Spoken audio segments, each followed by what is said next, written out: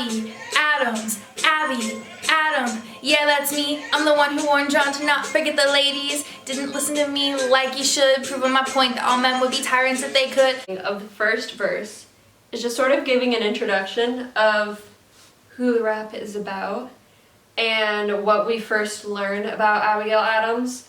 And the first thing that was ever mentioned about her in class was the fact that her and John would write letters to each other, and she would be like, hey, don't forget the ladies, which is why we have that line. And then John was just like, no, I'm going to.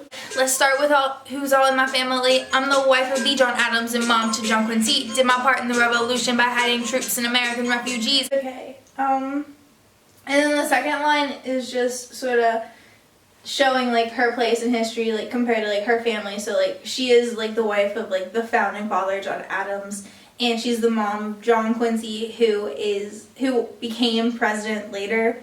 And it was said that she like hid troops and like refugees from like the British army. She'd like hide them in her house and stuff and like give them a place to live. So, geez, I'm a Boston girl, born and bred. If King George knew what I was doing, I'd surely lose my head. Then we wanted to go a little bit more about her, and she is born in a town by Boston, and she lived there. She was born and then she was buried there. So she lived there for a majority of her life, besides the time whenever she spent in the White House. And the things that she was doing were very like revolutionary, which is why in this verse we mentioned King George and how he would be like upset if he knew what she was doing, but we go back to him.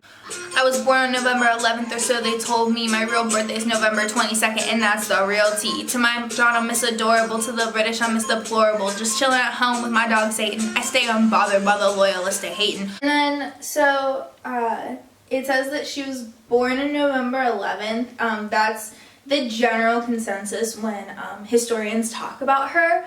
However, they're looking at the Julian calendar, and so that's what they used back then, and we use the Gregorian calendar, which according to our calendar now, she was actually born November 22nd.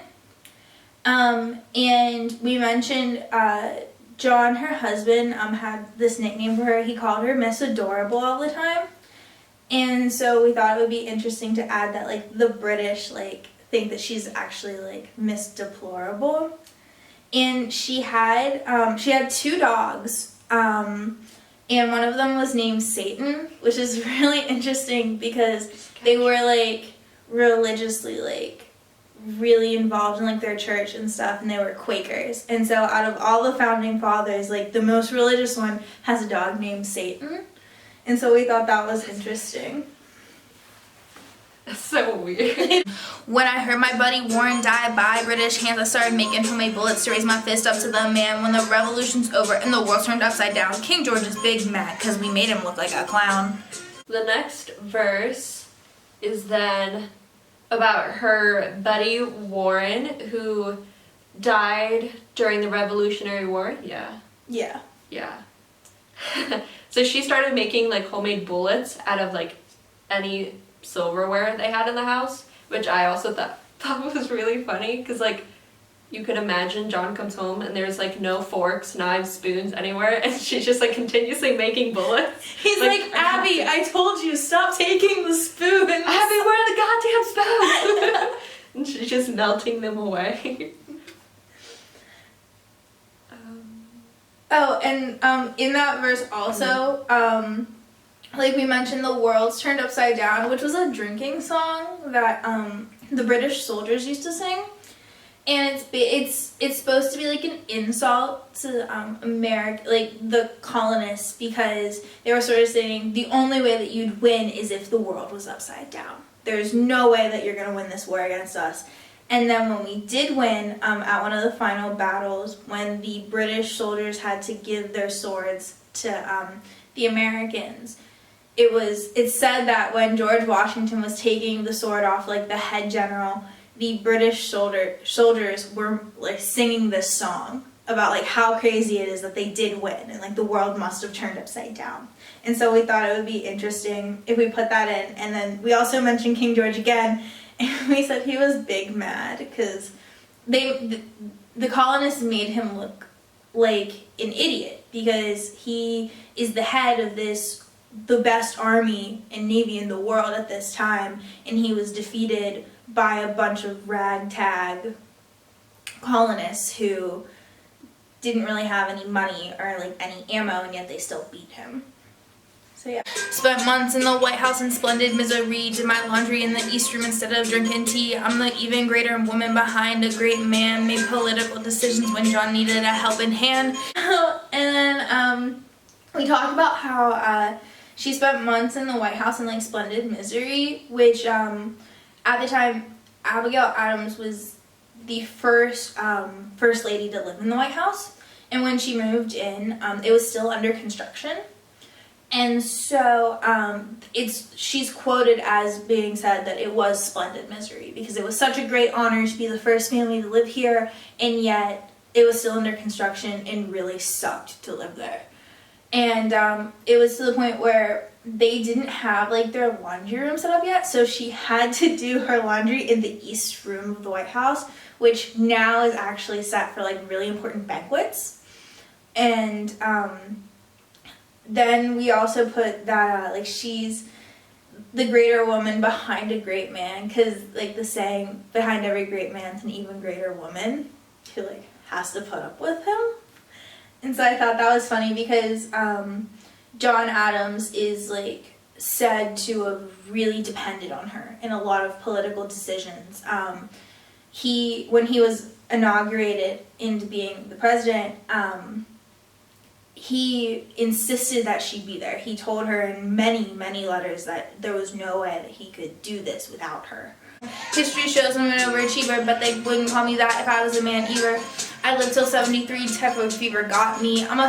This verse is just how like showing sort of the end of her life, because we're sort of going through it chronologically of like what happened, and not in a way of like how she impacted the world then. That's what we go over like later. But this line is, well, this verse is really the end of her life and how she lived a lot older than most people at that time lived. She lived till 73 and she passed away from typhoid fever, which was like a very common thing back then, but still very hard.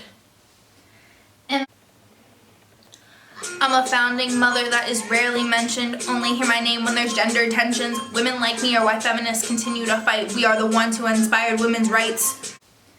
And then we also mentioned like, so we always talk about in like American history the founding fathers, but we seem to forget like there were founding mothers. There were women that contributed, like Abigail Adams, to this revolution that we had and to the country that we now have.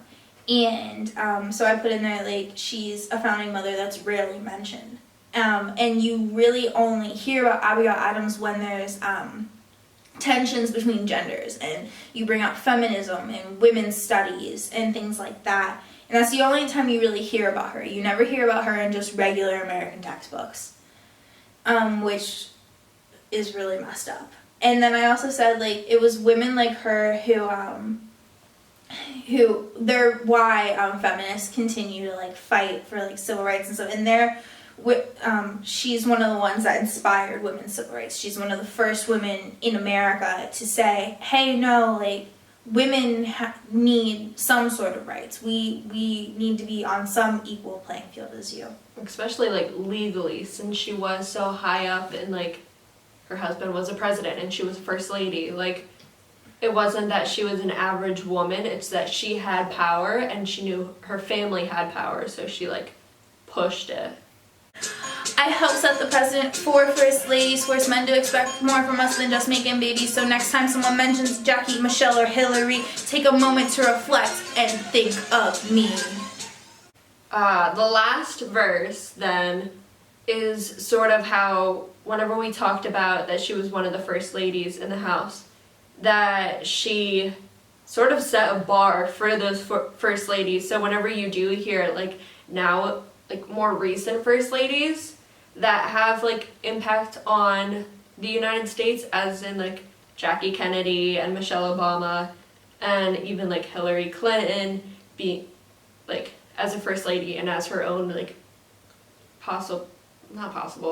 trying to be a president, but she was that like setting bar, that she set the bar for them. She opened that gate for them, and she made that even like possible for any woman who is the wife of the president to have some sort of power. Yeah, it's like, historically speaking, first ladies tend to pick a cause that they get behind, and she set that precedent. Martha Washington, while she was like the very first lady, she helped with the war, but she didn't have particularly like a cause that she like supported. And Abigail Addams did. She picked like education for women and women's rights and things like that to like push forward and to encourage people to look at.